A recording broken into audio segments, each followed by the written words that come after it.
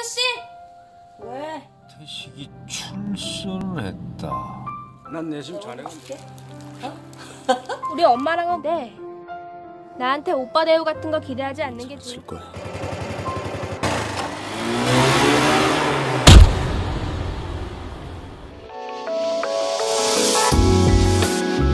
Halo, apa kabar kalian semua, para penikmat review film? Selamat datang di channel Famous 96.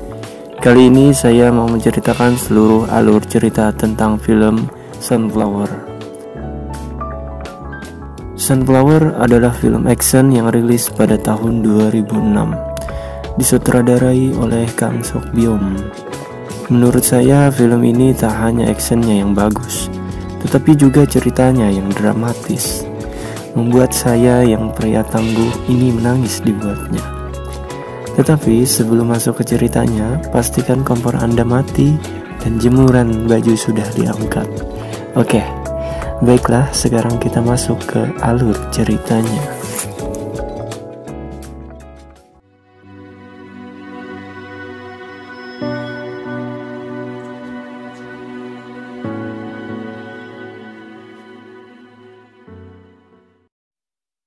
Scene pertama memperlihatkan seorang pria bernama Tae-sik yang baru keluar dari penjara. Ia berniat untuk melakukan penebusan kesalahan di masa lalunya yang dia catat di buku hariannya agar tak mengulangi kesalahannya lagi.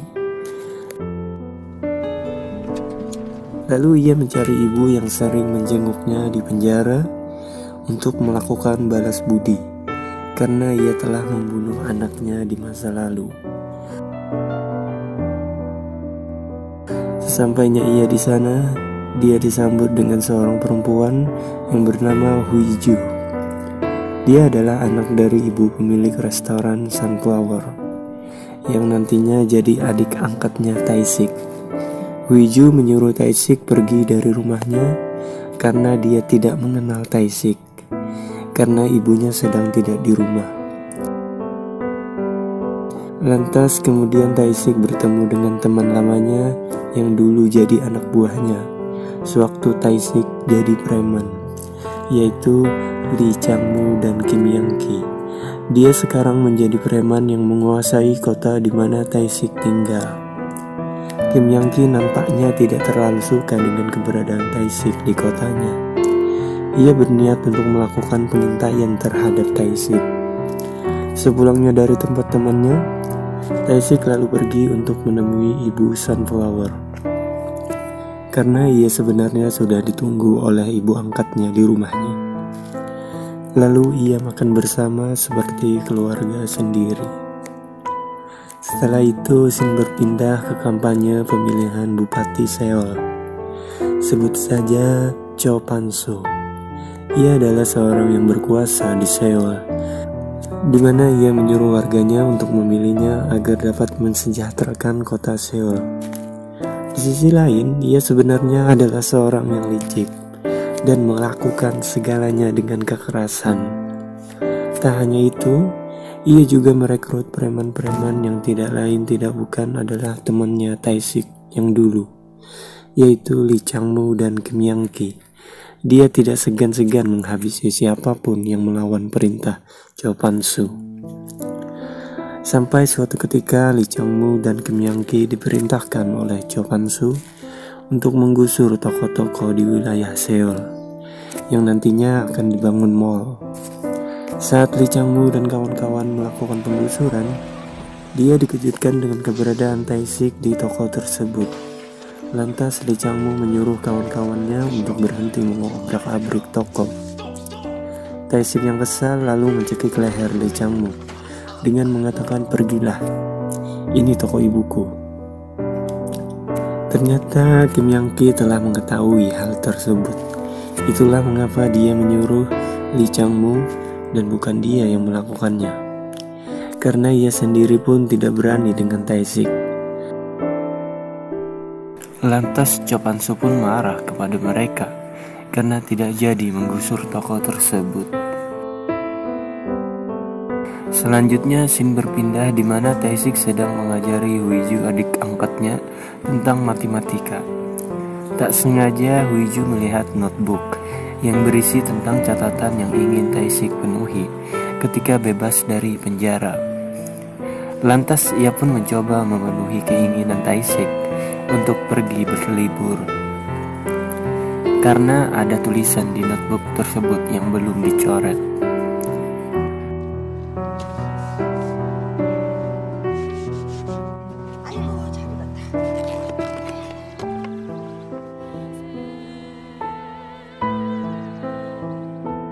Sepulangnya berlibur, ia, ibu angkatnya, dan Huiju berfoto bersama, seperti sebuah keluarga, untuk kenang-kenangan mereka bersama tentunya. Suatu ketika dia dijumpai musuh lamanya, yaitu Byung-jin, yang ternyata adalah anak buah Cho Pan-soo, yang waktu itu ia patahkan kakinya. Byung-jin mengatakan bahwa Cho Pan-soo kesal karena ibu angkatnya tidak mau menjual tokonya. Maka Cho Pan-soo berniat ingin menghabisi ibu angkatnya apabila tidak mau menyerahkan toko miliknya. Lalu ia menyarankan kepada Tae-sik untuk pergi dengan ibu angkatnya ke kota lain. Lalu Lee Chang-moo dan kawan-kawan pergi untuk kedua kalinya melakukan penggusuran di toko ibu Sunflower, yang ternyata Tae-sik sedang tidak ada di rumahnya. Lantas ia pun mengobrak-abrik toko tersebut. Saat Lee Chang-moo dan kawan-kawannya merayakan kemenangannya, tiba-tiba Tae-sik datang untuk menanyakan siapa yang menyuruhnya. Saat ini Tae-sik sudah tidak seperti dulu lagi. Ia berjanji untuk tidak berkelahi lagi dan menjadi orang baik. Lalu ia mendatangi bos Lee Chang-moo, ialah si Cho Pan-soo. Ia meminta untuk tidak memaksanya berkelahi lagi, karena ia sudah berjanji tidak ingin seperti dahulu. Lalu si Cho Pan-soo berkata, "Apakah ini suatu ancaman bagiku?"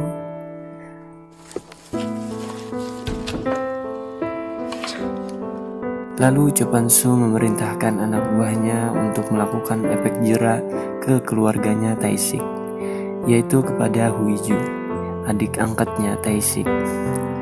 Saat ia pulang sekolah, dia dipukul dengan batu bata yang mengakibatkan ia harus dibawa ke rumah sakit karena lukanya parah.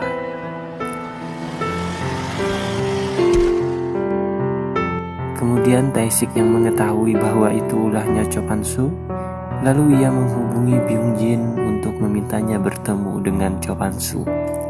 Dia ingin supaya Cho Pan-soo tidak menyakiti keluarganya lagi. Tetapi Cho Pan-soo yang licik ini meminta untuk menyayat tangannya Tae-sik apabila ingin dia dilepaskan. Karena untuk menebus kesalahannya di masa lalu dengan mematahkan kaki Byung-jin. Padahal Byung-jin sendiri tidak menginginkan itu.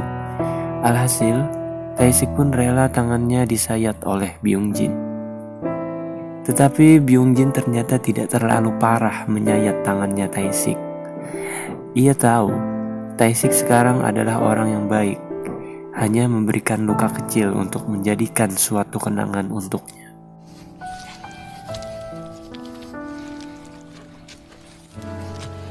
숟가락은 둘 수 있을 거다.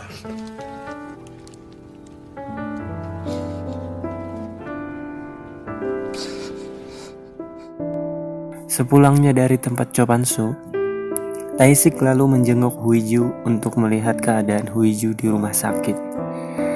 Tanpa disadari, ternyata Cho Pan-soo yang licik itu diam-diam menyuruh anak buahnya yaitu Kim Yang-ki untuk membunuh ibu angkatnya Tae-sik. Cho Pan-soo khawatir akan kedoknya yang licik di masa lalu terbongkar oleh ibu Sunflower. Kita flashback dulu. Ternyata dulu ibu Sunflower ini mempunyai anak laki-laki. Dia seorang preman yaitu Dopil.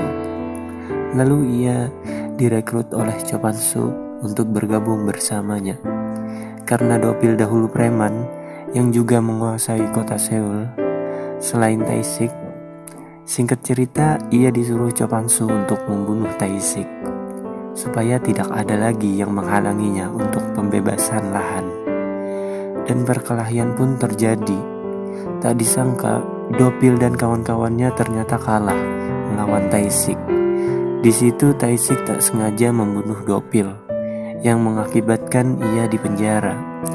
Ibu Sunflower yang mengetahui anaknya dibunuh kemudian menghakimi Taisik karena tidak tahu kalau yang menyuruh anaknya untuk berkelahi ialah Chopansu. 1 tahun berlalu, ia merindukan Dopil. Lantas ia membaca buku hariannya. Di situ ia melihat kelicikan Chopansu, dan yang menyebabkan anaknya terbunuh ternyata ulah Chopansu.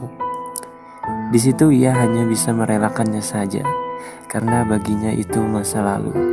Sampai suatu ketika Chopansu ingin mengambil toko miliknya. Disitulah Ibu Sunflower membuka kelicikan Chopansu yang dilakukannya di masa lalu. Dan itulah mengapa Kim Yang-ki disuruh oleh Chopansu untuk membunuh Ibu Sunflower.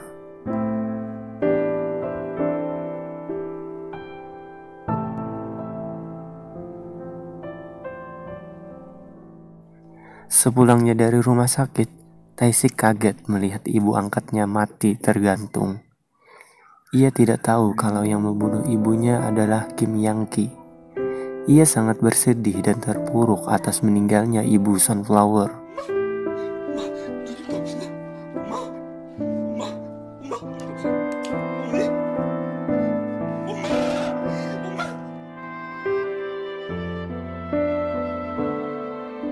Ketika ia hendak membereskan sepatu Ibu Sunflower, ia tak sengaja melihat anting yang bergeletak di dekat sepatu ibunya.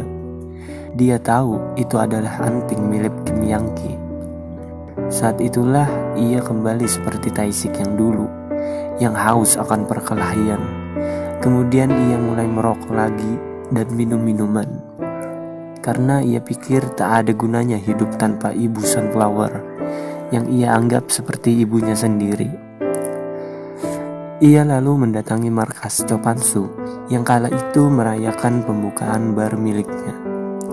Saat itulah Taisik menghabisi semua yang ada di bar tersebut, terkecuali Byung-jin. Ia disuruh Taisik untuk pergi apabila tidak ingin mati.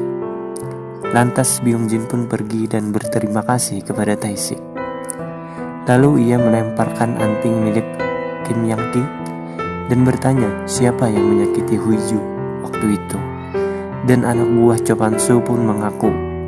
Kemudian ia meminta untuk melawan Taisik. Taisik lalu membakar bar tersebut dan menghabisi semua yang ada di bar tersebut.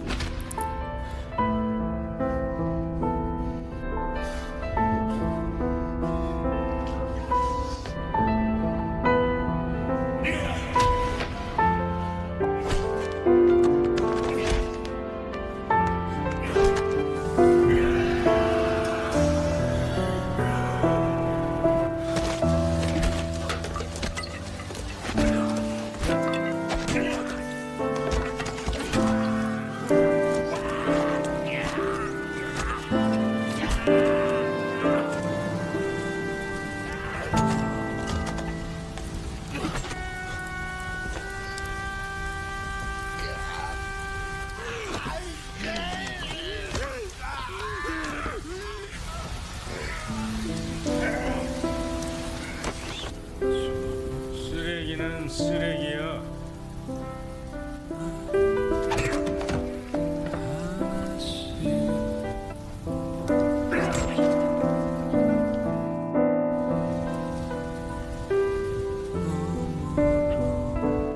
Itulah review film kali ini. Terima kasih sudah yang menonton. Wassalamualaikum warahmatullahi wabarakatuh.